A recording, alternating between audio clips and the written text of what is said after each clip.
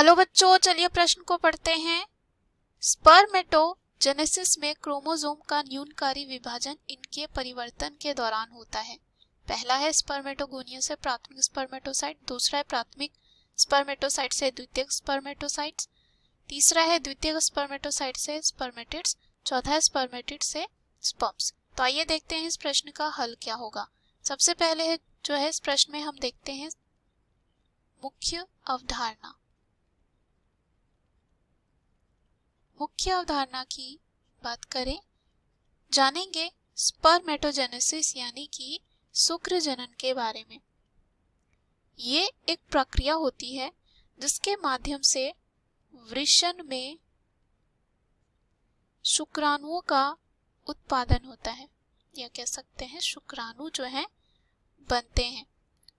और वृषण बात करें, वृषण जो है नर प्रजनन प्रणाली में आता है और ये पुरुष यानी कि नर युग्मक कोशिका का निर्माण करता है, जो शुक्राणु और साथ ही साथ नर हार्मोन जो है उसका भी निर्माण करता है। शुक्र जनन शुक्राणु या कह सकते हैं शुक्राणु के विकास की प्रक्रिया है और वृषण के शुक्रजनक नलिकाओं में जनन कोशिकाओं से शुक्राणु विकसित होते हैं। तो अगर हम यहाँ पे विकल्प में चले, पहला विकल्प जो दे रखा है वो है स्पर्मेटोगोनिया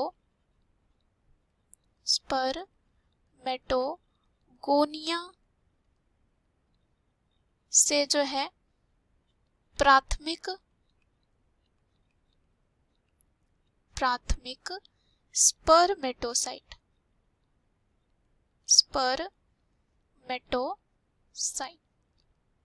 तो हमें इस प्रश्न में बताना है किसमें जो है क्रोमोसोम का न्यूनकारी विभाजन, यानी कि यहाँ पे कम होगा, जो क्रोमोसोम होगा गुणसूत्र होगा वो क्या होगा, कम होगा। हम ऐसे समझ सकते हैं कि मान लेते हैं यहाँ पे क्रोमोसोम यानी कि गुणसूत्र का समूह 2n है, तो ये जो है n हो जाएगा। और न्यूनकारी विभाजन में क्या होता है, गुणसूत्र का समूह जो है आधा हो जाता है। मान लेते हैं 24 होगा तो ये आधा होकर कितना हो जाएगा, 12। तो यहाँ पे क्या होता है, स्पर्मेटोगोनिया जो होता है ये होता है 2n, और प्राथमिक स्पर्मेटोसाइट की बात करें तो ये भी होता है 2n। तो यहाँ पे हमने देखा ये जो बन रहा है 2n से n वो नहीं हुआ, जितना था उतना ही रहा, यानी कि स्पर्मेटोजेनेसिस में क्रोमोसोम का न्यूनकारी विभाजन यहाँ पे इनके परिवर्तन के दौरान नहीं होगा। तो पहला क्या हो जाएगा, गलत। अब हम दूसरे विकल्प में चलते हैं। दूसरा विकल्प प्राथमिक स्पर्मेटोसाइट से द्वितीयक स्पर्मेटोसाइट्स है। अभी हमने देखा प्राथमिक स्पर्मेटोसाइट्स में क्या होता है, 2n होता है, जो क्रोमोसोम का समूह होता है वो। अब यहाँ पे द्वितीयक स्पर्मेटोसाइट जो होता है वो हो जाएगा n,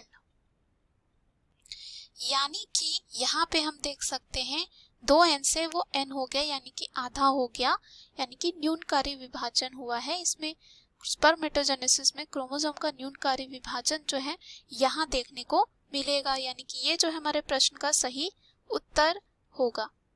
उसके बाद तीसरे की बात करें, तीसरा है द्वितीयक स्पर्मेटोसाइट से स्पर्मेटिड्स। तो यहाँ पे क्या होगा, ये जो होगा द्वितीयक स्पर्मेटोसाइट जो होगा वो होगा n, और स्पर्मेटिड्स जो होते हैं वो अगुणित होते हैं, यानी कि ये भी n ही होंगे। तो यहाँ पे हम नहीं देख रहे हैं कि न्यूनकारी विभाजन होगा, यानी कि ये दोनों जगह हो रहा है, और कह सकते हैं इनके परिवर्तन के दौरान नहीं होता है, तो ये क्या हो जाएगा, गलत। उसके बाद स्पर्मेटिड से स्पर्म, ये भी n होता है और ये भी n होता है, तो ये भी गलत हो जाएगा।